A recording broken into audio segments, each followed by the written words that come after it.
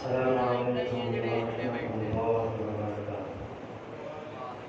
الحمد لله نحمده ونستعينه ونستغفره ونعوذ بالله من شرور أنفسنا ومن سيئات أعمالنا.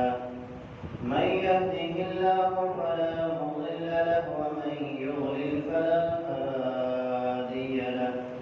أشهد أن لا إله إلا الله وحده لا شريك له وأشهد أن محمدا عبده ورسوله. اللهم صل على محمد وعلى آل محمد كما صليت على إبراهيم وعلى آل إبراهيم إنك حميد مجيد. اللهم بارك على محمد وعلى آل محمد كما باركت على إبراهيم وعلى آل إبراهيم إنك حميد مجيد. أما بعد فإن أحسن الحديث كتاب الله وخير الهدي هدي محمد صلى الله عليه وسلم وشر الأمور محدثاتها وكل محدثة بدعة وكل بدعة ضلالة وكل ضلالة في النار. قال الله تبارك وتعالى في القرآن المجيد والفرقان الحميد: أعوذ بالله من الشيطان الرجيم. يا أيها الذين آمنوا اتقوا الله حق تقاته ولا تموتن إلا وأنتم مسلمون. يا أيها الناس اتقوا ربكم الذي خلقكم من نفس واحدة وخلق منها زوجها وبث منهما رجالا كثيرا ونساء واتقوا الله الذي تساءلون به والأرحام إن الله كان عليكم رقيبا. يا أيها الذين آمنوا اتقوا الله وقولوا قولا سديدا يصلح لكم أعمالكم ويغفر لكم ذنوبكم ومن يطع الله ورسوله فقد فاز فوزا عظيما. قال الله تبارك وتعالى في مقام آخر: ولو أن أهل القرى آمنوا واتقوا لفتحنا عليهم بركات من السماء والأرض ولكن كذبوا فأخذناهم بما كانوا يكسبون. تمام قسم کی تعریفات کی بڑھائی و بڑھائی اللہ جل شانہ کے لیے خاص ہے۔ اللہ تعالیٰ کی پاکیزہ و بابرکت حمد و ثنا کے بعد آئین تعداد درود و سلام امام الانبیاء سید الانبیاء کونین کے تاجور احمد مجتبی حبیب کبریاء جناب محمد رسول اللہ صلی اللہ علیہ وسلم کی ذات اقدس پر آج انشاءاللہ العزیز خطبہ جمعہ 1:15 بجے جماعت کھڑی ہوگی۔ تمام اہل علاقہ سے گزارش ہے کہ وقت پر تشریف لیں۔ برادران اسلام دنیا کے تمام مذاہب میں تمام ادیان میں وہ واحد دین ہے جس نے اپنے ماننے والوں کی ہر نوبہ کے اوپر رہنمائی فرمائی۔ زندگی کا کوئی ایک شعبہ بھی ایسا نہیں ہے کہ جس میں اسلام کی رہنمائی موجود نہ ہو۔ اس قدر واضح رہنمائی ہے کہ نبی علیہ السلام نے فرمایا تھا کہ میں تمہیں ایسے دین پہ چھوڑے جا رہا ہوں جس کی باتیں بھی دن کی طرح روشن ہیں۔ تو دین اسلام ایک مومن مسلمان کی زندگی کے ہر شعبے پر رہنمائی کرتا ہے کہ اسے زندگی کیسے گزارنی ہے۔ خوشحالی ہے تو کیسے زندگی گزارنی ہے، تنگی ہے تو کیسے زندگی گزارنی ہے، اچھا وقت چل رہا ہے تو کیسے زندگی گزارنی ہے، برا وقت چل رہا ہے تو کیسے زندگی گزارنی ہے۔ مہنگائی کے اس دور میں جب ہر چیز تیزی کے ساتھ مہنگی ہوتی جا رہی ہے، صبح کے وقت ایک ریٹ ہے تو شام کے وقت اس کا ریٹ ڈبل ہو چکا ہے۔ ابھی 10-15 دن پہلے جو پیٹرول کی قیمت 150 تھی، پھر وہ 180 پر آیا اور آج 210 پہ ہو گئی۔ اس قدر یہ تیزی سے مہنگائی کا سیلاب عوام کی طرف امڑتا چلا آ رہا ہے کہ غریب تو غریب، امیر بھی اس سیلاب کے اندر ڈوبتا ہوا نظر آ رہا ہے۔ ہر ایک کے لیے زندگی گزارنا مشکل ہوتا جا رہی ہے۔ تو اس مہنگائی کے دور میں ایک مومن مسلمان کو ایسا کیا کرنا ہے کہ جس سے وہ اپنی دنیا کی زندگی بہترین طریقے سے گزار سکتا ہے؟ وہ کون سے اعمال ہیں کہ جن کی اختیار کرنے سے اس کے پاس زیادہ رزق ہے، زیادہ دولت ہے یا کم ہے، اس کے اندر وہ بہترین زندگی گزار سکے؟ تو ان اعمال کی رہنمائی انشاءاللہ العزیز آج کے خطبہ میں کی جائے گی۔ اللہ تعالی ہمیں وہ سن کر سب کو عمل کرنے کی توفیق عطا فرمائے۔ تو پہلا عمل ہے تقویٰ، اللہ تعالیٰ کا ڈر اور خوف۔ اگر کسی انسان کو یہ نصیب ہو جائے تو اللہ رب العالمین اس بندے کی دنیا کی مشکلات ختم فرما دیتے ہیں، اس کی دنیا کی زندگی آسانیوں سے بھر دی جاتی ہے اور اس کے رزق کے اندر برکت اور اضافہ کر دیا جاتا ہے۔ میں رزق میں اضافے کا مطلب جہاں بھی لوں گا وہاں رزق کی زیادتی نہیں بلکہ رزق کے اندر برکت مراد ہے۔ تو پہلا عمل ہے تقویٰ۔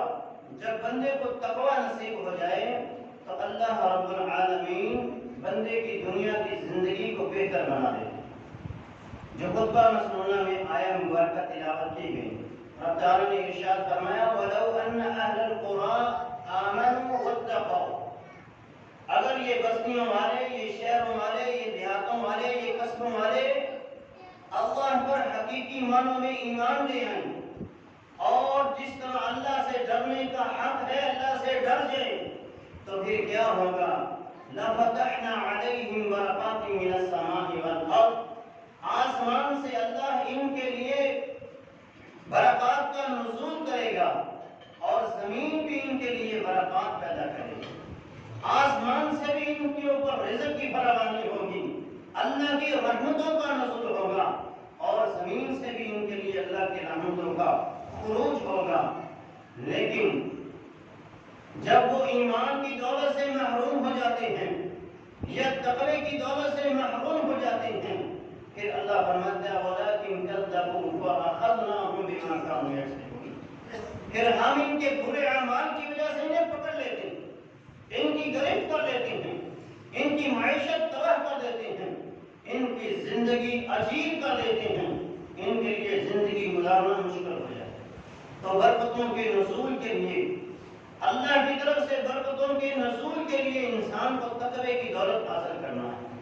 اللہ تعالیٰ نے قرآن مجید میں ارشاد فرمایا وَمَن يَتَّقِ اللَّهَ يَجْعَل لَّهُ مِنْ أَمْرِهِ يُسْرًا، جو میرا بندہ مجھ سے ڈر جاتا ہے، میں رب سے یہ وعدہ کر رہا ہوں کہ میں اس کے لیے آسانیاں پیدا کر دوں گا۔ دنیا کی مشکلات سے اگر نجات چاہیے، دنیا کی پریشانیوں سے اگر نجات چاہیے، مہنگائی سے اگر نجات چاہیے، ایک خوشحال زندگی گزارنا ہے تو پھر تقوی کی دولت سے مالا مال ہونا ہوگا۔ قرآن مجید فرقان حمید سورہ طلاق میں رب العالمین نے ارشاد فرمایا وَمَن يَتَّقِ اللَّهَ يَجْعَل لَّهُ مَخْرَجًا، جو میرا بندہ مجھ سے ڈر جاتا ہے میں اس کی مشکلات سے نکلنے کے لیے راستے اسے مہیا کر دیتا ہوں، اس کے لیے آسانیاں پیدا کر دیتا ہوں، وَيَرْزُقْهُ مِنْ حَيْثُ لَا يَحْتَسِبُ، اور پھر اسے وہاں سے رزق دیتا ہوں جہاں سے اسے پتہ بھی نہیں ہوتا، اس کے گمان میں بھی نہیں ہوتا کہ مجھے یہاں سے رزق ملے گا، اللہ اسے وہاں سے رزق دیتا ہے۔ وَمَن يَتَوَکَّلْ عَلَى اللَّهِ فَهُوَ حَسْبُهُ، جو اللہ پر توکل کر لیتا ہے اللہ اسے کافی ہو جاتا ہے۔ تو رزق کی فراوانی کے لیے، رزق میں برکت کے لیے اور دنیا کی مشکلات سے پریشانیوں سے نجات حاصل کرنے کے لیے تقوی کی دولت سے مالا مال ہونا، اور جب انسان تقوی کی دولت سے مالا مال ہو جاتا ہے تو اللہ اس کے لیے رزق کے دروازے کھول دیتے ہیں، اس کے لیے برکات کا نزول کرتا ہے۔ سیدنا عبداللہ ابن عمر رضی اللہ عنہ کا بڑا مشہور واقعہ ہے کہ انہوں نے مدینے کے قریب ایک جگہ پہ پڑاؤ ڈالا ہوا تھا، کھانا تیار تھا، انہوں نے دیکھا ایک بکریوں کا چرواہا وہاں سے گزر رہا ہے۔ آپ نے اپنے بیٹے سالم سے کہا اے سالم اس آدمی کو بلا کے لاؤ، اس بکریوں کے چرواہے کو بلا کے لاؤ کہ وہ ہمارے ساتھ کھانا۔ اس کو بلایا گیا، وہ آیا، جب آیا تو آپ نے کہا ہمارے ساتھ ہمارے دسترخوان میں شریک ہو جاؤ، تو اس نے کہا انی صائم میں روزے سے۔ سیدنا عبداللہ ابن عمر فرماتے ہیں میں سوچ میں پڑ گیا، اتنی سخت گرمی اور لو چل رہی ہے، آج ذرا 10 منٹ ہم باہر کھڑے ہوں تو ہمیں پتہ چل جاتا ہے گرمی کتنی شدت ہے اس میں، اور پھر عرب کی گرمی اللہ معاف، سخت گرمی۔ ہمارے ہاں تو سائے دار درخت ہیں، ہمارے پاس تو طرح طرح کی سہولیات ہیں، اور لیکن عرب کے صحرا میں اس وقت کوئی ایسی چیزیں نظر نہیں آتی، درخت بھی کوئی دور دور درخت نظر آتا تھا، کوئی سایہ نہیں تھا، پتھریلی زمینیں تھیں اور ریت والی زمینیں تھیں، چلتے تو پاؤں جلتے تھے، اوپر سے بھی گرمی، نیچے سے ریت بھی گرم، پتھر بھی گرم۔ اس شدت کے عالم میں اس نے روزہ رکھا ہوا ہے۔ سیدنا عبداللہ ابن عمر اس کے تقوی سے بڑے متاثر ہوئے، کہا اللہ کے بندے اتنی سخت گرمی اور تم نے روزہ رکھا ہوا ہے؟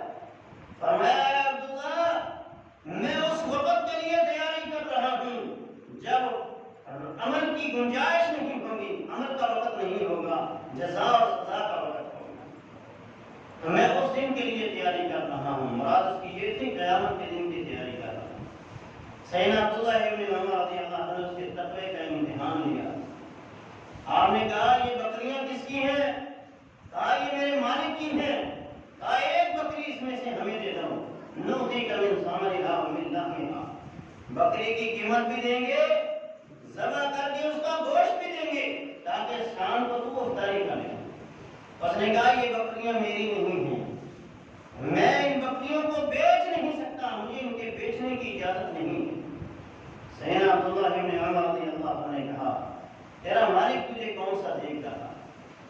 مفسرین لکھتے ہیں اس نے اپنے لرزتی ہوئی کانپتی ہوئی آواز میں کہا این اللہ، اگر میرا مالک دنیا کا مجھے نہیں دیکھ رہا تو اس کائنات کا حقیقی خالق اور مالک اللہ کہاں ہے؟ پھر وہ تو دیکھ رہا ہے کہ نہیں دیکھ رہا؟ سیدنا عبداللہ پر اس بات کا اتنا اثر ہوا کیونکہ دل سے نکلی کوئی آواز دلوں پہ اثر کرتی ہے، اس کے دل پر اتنا اثر کیا کہ سیدنا سالم فرماتے ہیں مدینے میں داخل ہونے تک یہی کلمہ عبداللہ ابن عمر کی زبان پہ رہا، این اللہ این اللہ، پھر اللہ کہاں؟ پھر اپنے گھر نہیں گئے۔ سالم فرماتے ہیں اس بکریوں کے چرواہے کے مالک کے گھر گئے، اس سے وہ غلام خریدا اور وہ بکریاں بھی خرید لیں، اس غلام سے کہا تیرے جیسا نیک انسان کسی کا غلام نہیں ہونا چاہیے، جاؤ تو آزاد ہے۔ وہ جانے لگا، اس کو بلا کے کہا یہ بکریاں بھی تیری ہیں، انہیں بھی دے، یہ بکریاں تیری اور تو آزاد ہو گیا۔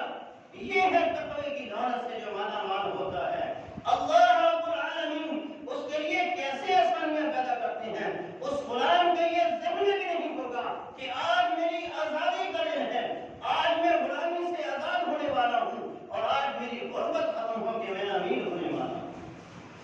وجہ کیا بنی؟ تقویٰ، اللہ کا ڈر، اللہ کا خوف۔ اور جب یہ کسی مومن مسلمان کو نصیب ہو جاتا ہے تو اللہ رب العالمین اس کی دنیا کی ساری مشکلات کو ختم کر کے اس کے لیے آسانیاں پیدا کر دیتے ہیں۔ تو مہنگائی کے اس دور میں، جب مہنگائی کا دور دورہ ہے اور آئے روز ہر چیز بڑھتی چلی جا رہی ہے، قیمتیں آسمان کو چھوتی چلی جا رہی ہیں، تو ایک مومن مسلمان کو اللہ کا ڈر اپنے دل میں پیدا کرنا چاہیے۔ جب وہ اللہ کا ڈر اپنے دلوں میں پیدا کرے گا، اللہ اس کو وہاں سے رزق دے گا جہاں سے اس کے گمان میں بھی نہیں ہوگا، اور وہ ایک خوشحال اور بہترین زندگی گزارے گا انشاءاللہ۔ اللہ ہمیں تقوی کی دولت سے مالا مال۔ دوسرا عمل ہے حلال رزق۔ جو بندہ حلال رزق کماتا ہے، اللہ تعالیٰ اس کے رزق کے اندر برکتوں کا نزول فرما دیتے ہیں، اور جو بندہ حرام کماتا ہے، چاہے لاکھوں کروڑوں ہی کیوں نہ کما لے، اس کی زندگی میں سکون نام کی چیز نہیں ہوگی۔ وہ رزق اس کے نصیب میں نہیں ہو سکتا، وہ اس رزق سے، اس کے کھانے سے محروم، اس کے پہننے سے محروم ہو جائے گا، اور ساری زندگی بے سکونی کی زندگی گزارے گا، چاہے جتنی مرضی دولت اس کے پاس۔ اور دوسری طرف وہ ہے جو حلال کماتا ہے، چاہے اس کے پاس تھوڑا ہے، سکون کی نیند سوئے گا اور ایک بہترین زندگی گزارے گا، دنیا کی مشکلات اور پریشانیوں سے اللہ اس کو محفوظ رکھے گا۔ رسول اللہ صلی اللہ علیہ وسلم کی حدیث ہے، ابو سعید خدری اس حدیث کو بیان کرتے ہیں، فرمایا اللہ کے رسول نے، من اخذہ بحقہ ووضعہ فی حقہ، جس نے حق کے ساتھ اس مال کو کمایا، جس نے اپنی دنیا کی معیشت حق کے ساتھ کمائی، حلال طریقے سے کمائی، ووضعہ فی حقہ، اور اس کو حق کی جگہ پہ خرچ کیا، یہ نہیں کہ حلال کما کے حرام جگہوں پہ خرچ کرتا رہا، محنت اور مزدوری کی کمائی کو وہ عیاشیوں کے اوپر خرچ کرتا رہا، حق کے ساتھ کمایا، حلال طریقوں سے کمایا اور حلال جگہ پہ اس کو خرچ کیا ہے، فرمایا فنعم المعون، یہ بہترین مددگار ہے، یہ بہترین برکت ہے، یہ بہترین رزق ہے اس بندے کا جس کو اللہ رب العالمین یہ عطا فرما دیتا ہے۔ تو اللہ ہمیں بھی حلال رزق کمانے کی توفیق عطا فرمائے۔ دنیا کا مال کماتے ہوئے استغنا اس کے دل میں پیدا ہو جائے اور اس کے دل میں لالچ نہ آئے۔ اگر لالچ مال کا آ گیا تو پھر وہ بندہ فقیر کا فقیر ہی رہے گا، یہ پیٹ جو ہے اس کا کبھی بھرے گا نہیں یہاں تک کہ وہ قبروں میں جب پہنچے گا۔ اللہ فرماتا ہے الہاکم التکاثر حتی زرتم المقابر، کثرت مال کی چاہت نے، اس ہرس نے اسے اتنا اندھا کر دیا کہ یہ مال کی ہرس میں اس قدر ڈوبتا چلا گیا، دن رات کماتا گیا، کماتا گیا، کماتا گیا، اور انہیں اس وقت بھری جب یہ قبروں میں جب پہنچا۔ کمال کی ہرس، ہوس، لالچ نہیں ہونا چاہیے، جتنا اللہ نے دے دیا اس کے اوپر شکر کرے اور سخاوت نفس کے ساتھ اس مال کو لے تو یہ مال اس کے لیے فائدہ مند ہے، اس کے لیے اس کے اندر برکت ہوگی، اس کے لیے اس کے اندر سکون ہوگا۔ سیدنا حکیم بن حزام رضی اللہ تعالیٰ فرماتے ہیں، میں اللہ کے رسول کے پاس آیا، سألتہ، میں نے آپ سے مانگا کہ مجھے کچھ دیجیے، آپ نے مجھے دے دیا، ثم سألتہ، پھر میں نے آپ سے ایک دفعہ سوال کیا، پھر آپ نے مجھے دے دیا، ثم سألتہ، تیسری بار پھر میں نے جب آپ سے مانگا تو اللہ کے رسول نے فرمایا، یا حکیم ان هذا المال قدرة حلوة، یہ مال دنیا کا، یہ رزق دنیا کا بڑا سرسبز و شاداب ہے، بڑا ہی میٹھا نظر آتا ہے، فمن اخذه بسخاوت نفسه بورک له فیہ، جس نے اس کو سخاوت نفس کے ساتھ لیا، لالچ نہ کیا، بغیر لالچ کے اس کو لیا، اپنی ضرورت کے مطابق اس کو لیا، فرمایا اللہ اس مال کے اندر برکتیں نازل فرما دے گا، اس کے تھوڑے سے رزق کے اندر بھی برکتیں ہوں گی، اور اگر اس نے لالچ کرتے ہوئے جمع کرتا گیا، وہاں سے بھی لیا، وہاں سے بھی لیا، وہ آدمی کبھی سیر نہیں ہوگا، وہ آدمی کھائے گا تو صحیح، کبھی اس کا پیٹ نہیں بھرے گا، وہ جمع کرتا جائے گا، لیکن اس کا لالچ کبھی ختم نہیں ہوگا۔ کتنے ہی ایسے آپ نے مانگنے والوں کو دیکھا ہے، پہننے کے لیے ان کے پاس لباس نہیں ہوتا، پاؤں میں پہننے کے لیے جوتا نہیں ہوتا، لوگوں کا بچا کچا کھا کر وہ زندگی گزارتے ہیں، لیکن روز 2-3-4 ہزار کی وہ دہائی لگاتے ہیں اور اتنا مانگ کے لے جاتے ہیں، لیکن ان کی کھانے کی نصیب میں نہیں ہے، یہ ان کے لیے نہیں ہے، اوروں کے لیے ہوتا ہے۔ تو اللہ رب العالمین اس بندے کے لالچ کو کبھی بھرتا نہیں ہے اور اس کے نصیب میں بھی کچھ نہیں ہوتا۔ تو اس لیے جتنا مال رب نے دیا سخاوت نفس کے ساتھ اس کو قبول کرنا چاہیے، جو دیا ہے اس پہ رب کا شکر انسان کو ادا کرنا چاہیے، اور جتنا رب نے دے دیا کسی کے مال کو دیکھ کے اس سے لالچ نہیں کرنا، اس سے تکبر نہیں کرنا، اس کے ساتھ حسد نہیں کرنا، جو دیا ہے اس پہ رب کا شکریہ ادا کریں۔ چوتھا عمل ہے انفاق فی سبیل اللہ۔ جب تک آپ اللہ کے راستے میں خرچ کرتے رہیں گے، اللہ آپ کے رزق کے اندر، آپ کے مال کے اندر برکتوں کا نزول کرتا رہے گا۔ رب تعالیٰ کا قرآن مجید میں وعدہ ہے وَأَنفِقُوا فِي سَبِيلِ اللَّهِ وَمَا أَنفَقْتُم مِّن شَيْءٍ فَهُوَ يُخْلِفُهُ۔ جو تم اللہ کے راستے میں دو گے اللہ اس کا نائب تمہیں ضرور عطا فرمائے گا، اس کا متبادل تمہیں ضرور عطا فرمائے گا۔ اور رب کا وعدہ ہے میرے راستے میں خرچ کرنے والوں کی مثال ایسے ہے جیسے ایک دانہ ہے، وہ دانہ زمین میں بویا جاتا ہے، اس دانے سے 7 بالیاں پیدا ہوتی ہیں اور ہر بالی کے اندر رب 100 دانہ پیدا کرتا ہے، ایک کے بدلے میں جیسے 700 دانہ پیدا ہوتا ہے۔ رب تعالیٰ اس کو 1 روپیہ خرچ کرنے پر، رب کے راستے میں ایک چیز خرچ کرنے پر رب 700 گنا بڑھا کے اس کو عطا فرماتا ہے۔ اور اگر نیت کے اندر خلوص ہوگا تو رب تعالیٰ کا وعدہ ہے واللہ واسع علیم، میرے رب کے خزانے بڑے وسیع ہیں، تمہارا خلوص جتنا زیادہ ہوگا، جتنا للہیت تمہارے دلوں کے اندر ہوگی، اس قدر اللہ رب العالمین تمہیں اپنی جناب سے عطا فرمائے گا، کبھی کمی نہیں آئے گی اس بندے کے رزق کے اندر، اس بندے کے مال کے اندر جو بندہ اللہ کے راستے میں خرچ کرتا ہے۔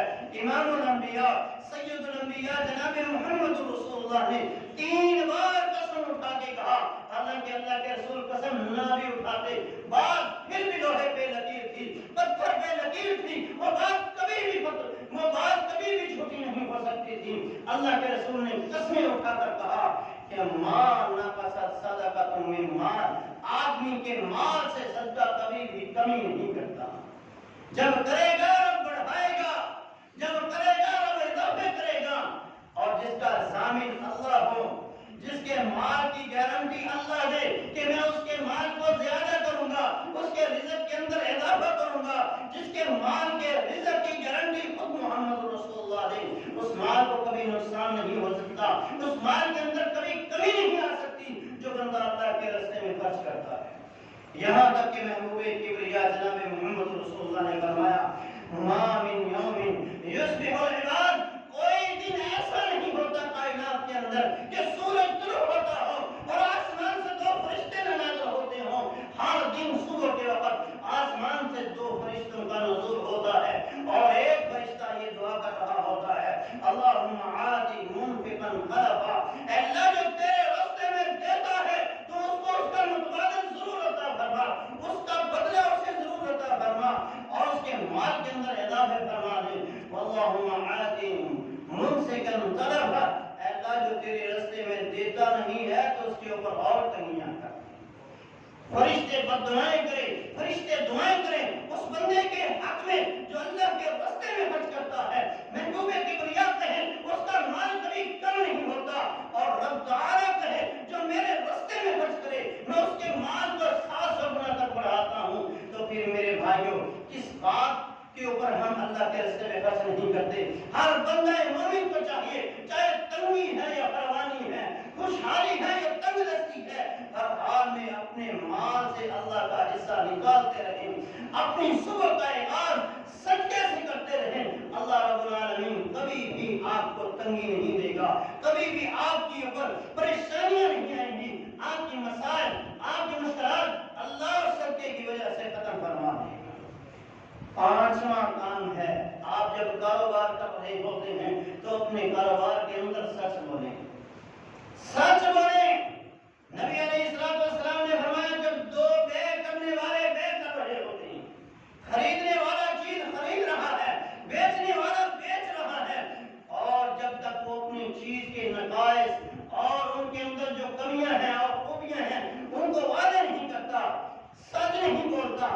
ان کی برکتیں ختم ہو جاتی ہیں۔ وَإِن صَدَقَا، اور اگر وہ دونوں سچ بولتے ہیں، وہ بینہ، اور اپنی اپنی چیز کی وضاحت کر دیتے ہیں، بورک لہما فی بیعہما، اللہ ان دونوں کی تجارت کے اندر، ان کے رزق کے اندر، اس کاروبار کے اندر برکتوں کا نزول فرما دیتے ہیں۔ اور اگر وہ جھوٹ بولتے ہیں اور اپنی چیز کے نقص کو چھپا لیتے ہیں، اللہ کے رسول نے فرمایا رب تعالیٰ ان کی برکت کو، ان کی بے کی جو تجارت سے برکت حاصل ہونے والی ہے اس کو ختم فرما دیتے ہیں۔ بظاہر بڑا بڑا مال نظر آ رہا ہوتا ہے، لیکن اس کے اندر برکت نام کی چیز نہیں ہوتی۔ وہ ادھر سے سودا کرتا ہے، وہاں سے فون آ جاتا ہے، آپ کے گھر میں بچے کی ٹانگ ٹوٹ گئی، فلاں ہو گیا، فلاں ہو گیا، جو وہاں سے حرام طریقے سے کمایا وہ فوراً نکل جاتا ہے۔ اس لیے حلال کمائیں، چاہے تھوڑا ہی کیوں نہ ہو۔ جب بے کر رہے ہوں، جب تجارت کر رہے ہوں، سچ بولیں، اور سچ بولنے سے اللہ تعالیٰ اس کاروبار کے اندر، اس رزق کے اندر برکتیں نازل کرنا۔ برکت کے لیے صبح کے وقت گھر سے نکلیں، صبح صبح دکان پہ جائیں، صبح صبح فیکٹری میں جائیں، اپنے دفتر میں جائیں۔ آج ہماری حالت یہ ہے کہ ہم 12 بجے دن کو دکان کھولتے ہیں، ہمارے بازار 12 بجے کھلنا شروع ہوتے ہیں، 1 بجے کھلنا شروع ہوتے ہیں۔ اسی لیے ہماری تجارت سے، ہمارے رزق سے برکتیں ختم ہو گئی۔ ایک وقت وہ تھا جب ہمارے بزرگ صبح فجر کی نماز پڑھ کے دکان کی طرف جایا کرتے تھے، اللہ اس کے رزق کے اندر اتنی برکتیں نازل کرتا، اتنی برکتیں نازل کرتا، ایک گھر کا فرد کمانے والا ہوتا تھا، 10 15 فرد کھانے والے ہوتے تھے۔ اور آج 10 15 بندے کمانے والے ہیں، 2 بوڑھے والے گھر کو وہ نہیں کھلا سکتے، ان کے لیے وہ جو بوجھ بنے ہوتے ہیں۔ مہمان گھر میں آ جاتا ہے، ان کے سروں پہ بوجھ پڑ جاتا ہے، وہ پریشان ہو جاتے ہیں، اب ان مہمانوں کو کہاں سے کھلائیں گے؟ حالانکہ مہمان رب کی رحمت ہے۔ رشتہ دار ہی کوئی مانگنے کے لیے گھر میں آ جائے تو وہ پریشان ہو جاتا ہے، میں اس کو کہاں سے دوں گا اور یہ مجھے کہاں سے واپس کرے گا؟ یہ کمیت ہو گئی، رزق سے برکتیں ختم ہو گئی۔ کیوں؟ کیونکہ ہم نے سنت کے مخالفت کی۔ اللہ کے رسول صلی اللہ علیہ وسلم کی دعا ہے اللہم بارک لامتی فی بکورها، اللہ میری امت کی برکت صبح کے ٹائم میں رکھ۔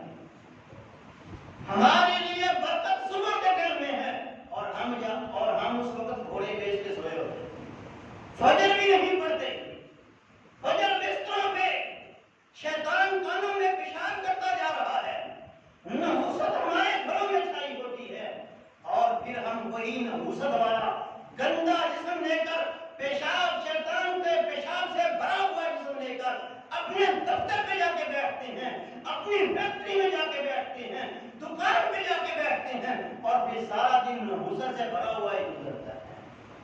میرے ایک دوست ہیں، وہ لاہور میں کپڑے کی دکان ہے، تاجر ہیں، ان سے کپڑا لینے کے لیے جاتے ہیں، اور وہ جو کپڑے کا مالک، تاجر دکان والا مالک ہے، اس بزرگ نے اپنے بیٹوں سے یہ کہا ہوا ہے کہ جس کی فجر کی نماز جماعت سے رہ جائے وہ اس دن دکان پہ نہ آئے۔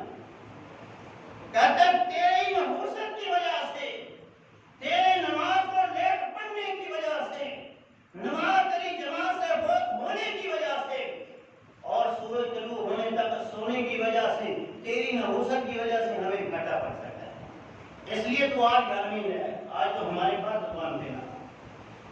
تو اللہ کے نبی نے فرمایا میری امت کی برکت سحری کے وقت میں ہے، صبح کے وقت میں ہے، اور ہم اس وقت اللہ سے دور ہوئے ہوتے ہیں۔ مدینے میں ایک تاجر تھا جس کا نام سحر تھا، سحر۔ لوگوں نے اس سے کہا تمہاری بڑی دھوم مچی ہوئی ہے، بڑی تیری تجارت ہے، بڑا فائدہ ہوتا ہے تجھے، وجہ کیا ہے؟ انہوں نے کہا جب صبح ہوتی ہے تو میں اس وقت اپنے تاجروں کو، اپنے غلاموں کو بازاروں کی طرف بھیج دیتا ہوں، اور انہیں کہتا ہوں کہ صبح صبح جایا کرو، اور سورج طلوع ہونے کے بعد نہ جایا کرو۔ سورج طلوع ہونے سے پہلے پہلے تم لوگ بازاروں میں پہنچ جایا کرو، کیونکہ یہ برکت کا ٹائم ہوتا ہے۔ اس لیے صبح کے ٹائم کے اندر برکت ہے۔ صبح محدثین اور ہمارے اسلاف جو تھے وہ فجر کے بعد سونے کو مکروہ سمجھا کرتے تھے اور کہتے تھے یہ سونے کا ٹائم نہیں ہے، یہ تو برکت حاصل کرنے کا ٹائم ہے۔ اس لیے ہر بندہ مومن کو چاہیے کہ فجر کی نماز پڑھے، فجر کی نماز پڑھنے کے بعد وہ وہاں بیٹھ کر اللہ کا ذکر و اذکار کرتا رہے، اللہ سے دعائیں مانگے۔ سورج طلوع ہوتا ہے، سورج طلوع ہونے کے بعد 2 نفل ادا کرے، ایک تو اس کے پورے جسم کے ہر جوڑ کا صدقہ ہو جائے گا اور ایک اس کو ایک مقبول حج اور عمرے کا اللہ ثواب عطا فرمائے اور ساتھ میں وہ برکت لے کر وہاں سے اٹھے گا، دکان پہ جائے گا تو اللہ خیر و برکت سے نوازے گا اور اللہ ہر قسم کی بھلائیوں سے عطا فرمائے گا، دنیا کی مشکلات سے پریشانیوں سے اللہ سے محفوظ فرمائے گا۔ برکت حاصل کرنے کے لیے، رزق کے اندر برکت حاصل کرنے کے لیے سنت طریقے کو اہمیت دینی ہے۔ نبی علیہ السلام نے فرمایا جس کھانے پر بسم اللہ نہیں پڑھی جاتی شیطان اس کھانے سے کھانا شروع کر دیتا ہے، شیطان اس کھانے کو اپنے لیے حلال سمجھتا ہے اور پھر وہ اس کھانے سے کھا جاتا ہے۔ جس کھانے سے شیطان کھائے اس رزق کے اندر، اس کھانے کے اندر ہمارے لیے برکت کہاں رہے گی؟ اس لیے خود بھی بسم اللہ پڑھیں، اپنے بچوں کو بھی سکھائیں، جب بھی کھانا کھائیں اللہ کا نام لے کر کھانا کھائیں، جب بسم اللہ پڑھ کر کھائیں گے تو اللہ کی طرف سے برکات کا نزول ہوگا آپ کے رزق کے اندر۔ اگر وہ تھوڑا بھی ہے کھانا پورے گھر کو کفایت کرے گا انشاءاللہ۔ تو کھانا کھاتے ہوئے بسم اللہ پڑھ کر کھائیں اور کھانا کھاتے ہوئے کھانے کے درمیان سے نہیں کھائیں۔ لوگ جب کٹھے بیٹھ کر کھا رہے ہوتے ہیں تو کسی کا ہاتھ ادھر جا رہا ہے، کسی کا ہاتھ وہاں جا رہا ہے، وہاں نہیں۔ اس سے اللہ کے رسول نے منع فرمایا۔ آپ نے فرمایا البرکت تنزل وسط الطعام، برکت جو ہے وہ کھانے کے درمیان میں نازل ہوتی ہے۔ فَقُلُوا مِنْ حَافَتَيْ، تم اس برتن کے، اس کھانے کے کناروں سے کھاؤ۔ جس کے آگے سے ہے وہ اپنے آگے سے کھائے، دوسرے کے آگے سے نہ کھائے، درمیان سے نہ کھائے، اپنے آگے سے کھاتا جائے۔ اللہ کی طرف سے کھانے کے درمیان میں برکتیں نازل ہوتی رہیں اور جب آپ درمیان سے کھا لیں گے اور درمیان خالی ہو جائے گا اور وہاں سے پھر برکت بھی خالی ہو جائے گی۔ اس لیے کھانے کو اپنے آگے سے کھانا ہے تو آپ کے کھانے میں، آپ کے رزق کے اندر برکت ہو۔ 9واں عمل ہے اکٹھے بیٹھ کر کھانا۔ آج ہمارے گھروں میں یہ بیماری ہے، ہر بچے کا کھانا، ہر بندے کا کھانا اس کے کمرے میں جا رہا۔ اسلام نے اس طریقے کو پسند نہیں کیا، اللہ چاہیے کہ کوئی بندہ بیمار ہے یا وہ وہاں اکٹھے بیٹھ کے نہیں کھا سکتا، تو اس کی مجبوری ہے تو پھر ٹھیک ہے، لیکن جب بھی کھانا کھائیں اکٹھے بیٹھ کے کھائیں، دسترخوان پہ جمع ہو کے کھائیں۔ نبی علیہ السلام کے پاس صحابہ ہے کہ اللہ کے رسول ہم کھانا کھاتے ہیں، اچھی طرح کھانا کھاتے ہیں لیکن ہمارا پیٹ نہیں بھرتا، ہم سیر نہیں ہوتے۔ آپ نے فرمایا تم کھاتے کس طرح ہو؟ فرمایا ہم علیحدہ بیٹھ کے کھاتے ہیں، کوئی وہاں بیٹھ کے کھا رہا ہے، تو وہاں کھا رہا ہے، تو وہاں کھا رہا ہے۔ آپ نے فرمایا جمع ہو کے کھاؤ، اکٹھے ہو کے کھاؤ۔ جب اکٹھے ہو کے کھاؤ گے تو اللہ وہاں برکتوں کا نزول کرے۔ تو جب کھانا گھر میں پکے سب اکٹھے بیٹھ کے کھائیں، اللہ تعالیٰ اس کھانے کے اندر برکتوں کا نزول کرے۔ 10واں عمل ہے کھانا کھانے کے بعد انگلیوں کو چاٹ لینا، اور اگر کوئی لقمہ آپ کے ہاتھ سے گر گیا، لقمہ لگاتے ہوئے کوئی چیز پلیٹ سے باہر گر گئی تو اس کو اٹھا کے صاف کر کے کھا لے، کیونکہ اللہ کے رسول نے فرمایا تم نہیں جانتے، انکم لا تدرون فی ای طعامکم البرکہ، تمہیں نہیں پتا تمہارے کھانے کے کس حصے کے اندر برکت ہے۔ جو کھانے کا لقمہ شیطان نے تمہارے ہاتھ سے گرا دیا، ہو سکتا ہے وہ لقمہ ہی اللہ کی طرف سے نازل ہونے والی برکت کا ہو اور وہی آپ کے ہاتھ سے گر گیا اور آپ نے اس کو چھوڑ دیا۔ اس لیے اگر کوئی لقمہ آپ کے ہاتھ سے گر جائے تو اس کو اٹھا کے کھا لیں۔ جب کھانا کھا لیا تو ہاتھوں کو دھونے سے پہلے انگلیوں کو چاٹ لیں۔ ہم نے تو انگلیوں سے کھانا ہی چھوڑ دیا نا، سائنس آج اس بات پہ پہنچی ہے کہ جو لوگ ہاتھوں سے کھانا کھاتے ہیں ان کے ہاتھوں سے جو شعائیں نکلتی ہیں، جو ذرات نکلتے ہیں، وہ کھانے کے ہضم ہونے میں اس کی مدد کرتے ہیں۔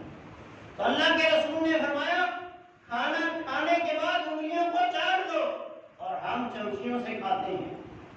میں نہیں کہتا نہ کھاؤ، لیکن سنت پہ عمل نہیں کرتے۔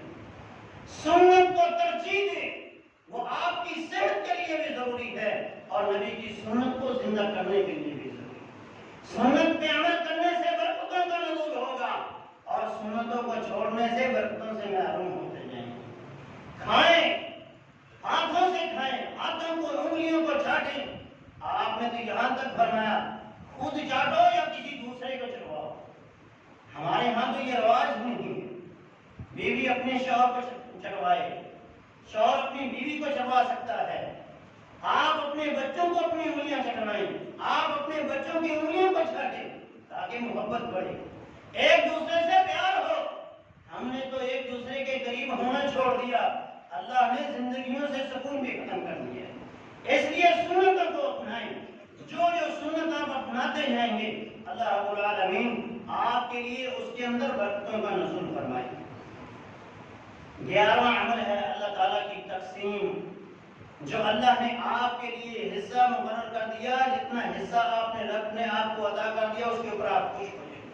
فرمایا ان اللہ یبتلی عبدہ بما اعطاہ، اللہ اپنے بندے کو آزماتا ہے جو رزق اس نے اسے دیا ہے کہ وہ اس رزق کے اوپر خوش ہے جو اللہ نے اس کے لیے مقرر کیا ہے یا نہیں خوش۔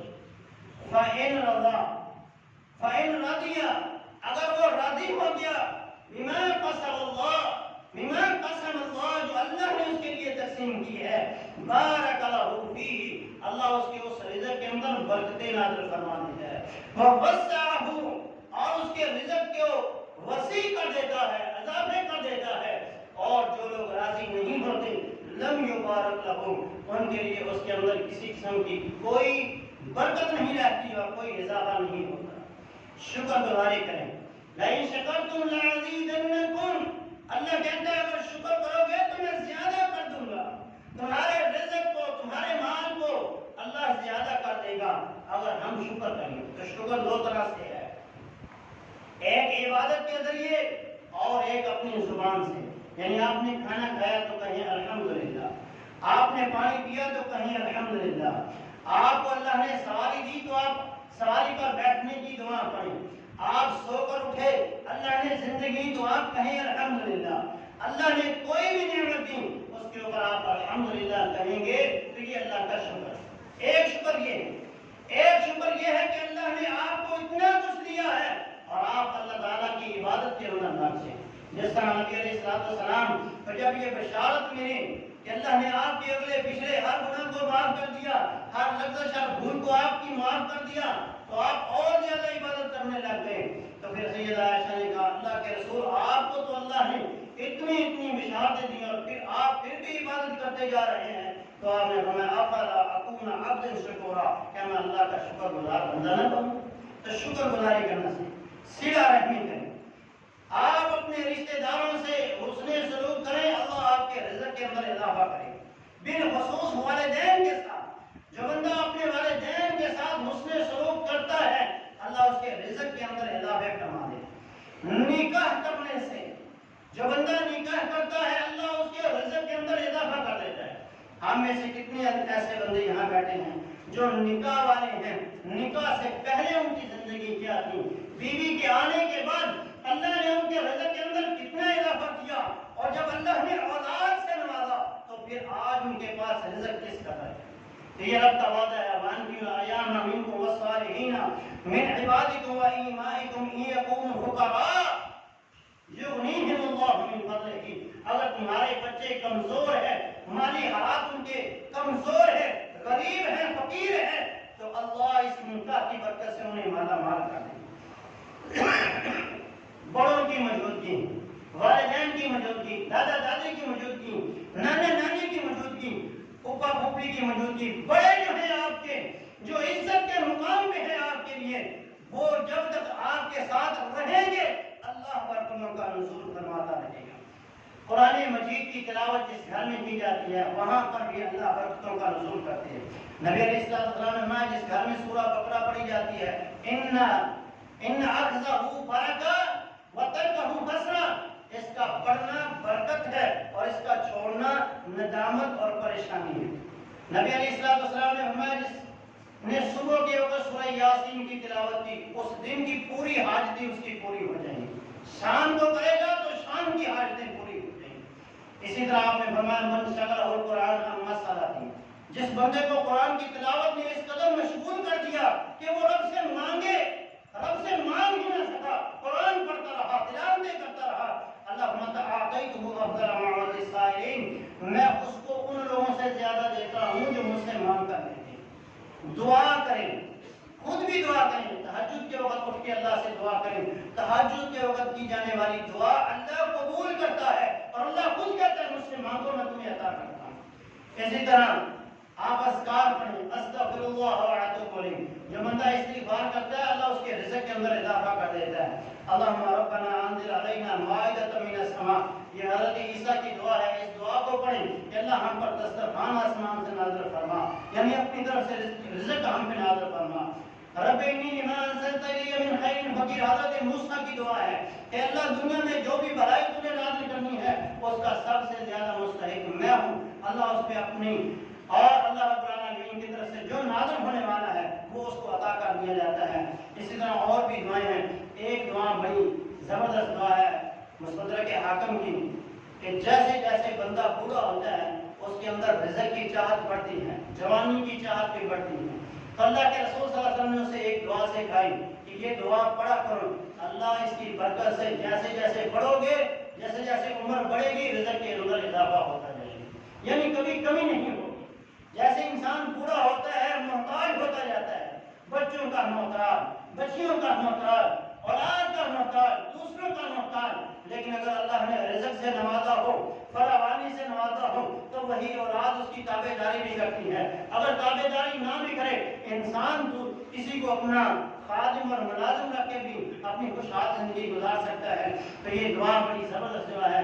آپ نے فرمایا اللہم اجعل اوسع رزقک علی، اے اللہ اپنے رزق کو مجھ پہ کشادہ کر دے، اندہ کیبر سنی، میرے بڑھاپے کے وقت، وانقطاع عمری، اور میری عمر کے اختتام کے وقت۔ یہ دعا پڑھا کریں، ماں باپ سے دعائیں لیں، دوسروں سے دعائیں لیں اور دوسروں کے لیے دعائیں کریں، اس کی برکت سے اللہ تعالیٰ آپ کے رزق کے اندر اضافہ فرمائے گا اور برکتوں کا نزول فرمائے گا۔ اس مہنگائی کے دور میں اگر آپ نے خوشحال زندگی گزارنی ہے تو ان تمام چیزوں کو آپ کو اپنانا ہوگا اور اس کے بدلے میں اللہ آپ کو ایک خوشحال اور بہترین معیشت والی، اچھے کاروبار والی اور بہترین زندگی عطا فرمائے گا۔ اللہ ہماری کاروبار کے اندر، اللہ ہمارے رزق کے اندر اضافہ فرمائے اور ہر قسم کی مشکلات سے، پریشانیوں سے محفوظ فرمائے۔ اقول قولی ھذا